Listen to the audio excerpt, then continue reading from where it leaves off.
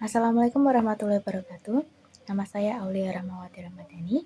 Saya dari kelas 2E Pendidikan Bahasa Inggris. Di video kali ini saya akan menceritakan sedikit tentang tokoh psikologi yang bernama Sigmund Freud. Freud adalah tokoh yang sangat berpengaruh dalam memahami jiwa dan pikiran manusia. Nama lengkapnya Sigmund Freud, lahir pada 6 Mei 1856 di Freiburg, wilayah yang sekarang menjadi bagian dari Republik Ceko. Freud merupakan warga negara Austria dan menyelesaikan pendidikan kedokterannya di Universitas Wina pada tahun 1881. Sejak kecil, Freud dikenal sebagai anak yang sangat cerdas dan suka belajar.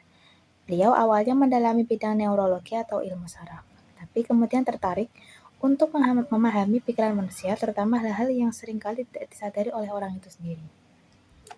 Lalu, apa kontribusi penting dari Sigmund Freud? Freud dikenal sebagai pendiri aliran psikoanalisis, yaitu sebuah pendekatan dalam psikologi yang mencoba memahami pikiran alam bawah sadar manusia, seperti mimpi dan masalah seseorang dalam membentuk kepribadiannya. Ada beberapa teori penting dari Sigmund Freud yang masih terkenal sampai sekarang. ID, ego, dan superego. Ini adalah 3 bagian dari struktur kepribadian menurut Freud. ID adalah keinginan primitif kita, ego adalah penengah antara keinginan dan kenyataan, superego adalah suara hati atau moral. Lalu yang selanjutnya adalah teori perkembangan psikoseksual. Freud menyebutkan bahwa perkembangan kepribadian seseorang sangat dipengaruhi oleh pengalaman masa kecilnya, terutama yang berkaitan dengan kebutuhan dan konflik psikologis. Beliau juga memperkenalkan konsep alam bawah sadar atau unconscious mind, yaitu pikiran-pikiran dan kenangan tersembunyi yang tetap mempengaruhi perilaku kita sehari-hari meskipun kita tidak sadar akan hal itu. Salah satu karya tulisnya yang terkenal adalah The Interpretation of Dreams atau penafsiran mimpi yang terbit tahun 1900. Lalu riwayat hidupnya. Setelah lama tinggal dan berkarya di Wina, Austria, situasi politik yang semakin tidak aman karena Nazi saat itu mengincar orang-orang Yahudi termasuk Freud membuatnya terpaksa pindah ke London pada tahun 1938. Sayangnya, tidak lama setelah itu, pada 23 September 1939, Sigmund Freud meninggal dunia di sana. Namun meskipun sudah lama wafat, ide-ide dan pengaruhnya masih terasa sampai hari ini. Lalu, peran Sigmund Freud dalam psikologi pendidikan. Freud juga mempunyai pengaruh dalam dunia pendidikan, terutama pendidikan yang memperhatikan aspek psikologis dan emosional siswa. Beberapa pandangannya yang penting antara lain, 1. Freud percaya bahwa masa kanak-kanak sangat menentukan kepribadian seseorang. Yang kedua, beliau menekankan bahwa alam bawah sadar dan emosi siswa bisa mempengaruhi proses belajar.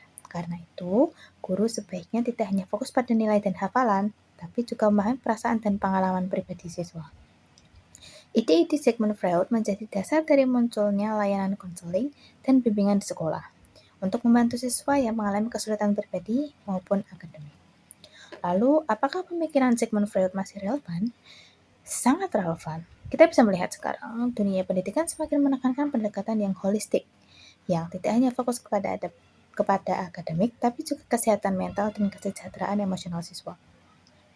Beberapa contoh penerapannya adalah sekolah kini menyediakan layanan BK atau bimbingan konseling. Kita mulai menyadari bahwa trauma masa kecil bisa berdampak pada prestasi dan perilaku anak. Guru juga mulai berperan sebagai pendamping emosional, bukan hanya pengajar materi. Selain itu, pemikiran Sigmund Freud mendorong kita untuk melihat setiap siswa sebagai pribadi yang unik dengan latar belakang dan pengalaman hidup yang berbeda-beda. Lalu saya ingin menyampaikan bahwa Sigmund Freud bukan hanya seorang ilmuwan, tetapi juga seorang pemikir yang membuka pintu bagi pemahaman manusia tentang diri sendiri. Dari beliau kita belajar bahwa apa yang ada di dalam hati dan pikiran seorang itu sangat dalam. Setiap perilaku dan emosi punya alasan tersembunyi di baliknya. Dan bahwa memahami orang lain itu penting, terutama jika kita ingin membantu mereka tumbuh dan berkembang. Demikian penjabaran saya tentang tokoh psikologi Sigmund Freud. Kurang lebihnya mohon maaf. Terima kasih. Wassalamualaikum warahmatullahi wabarakatuh.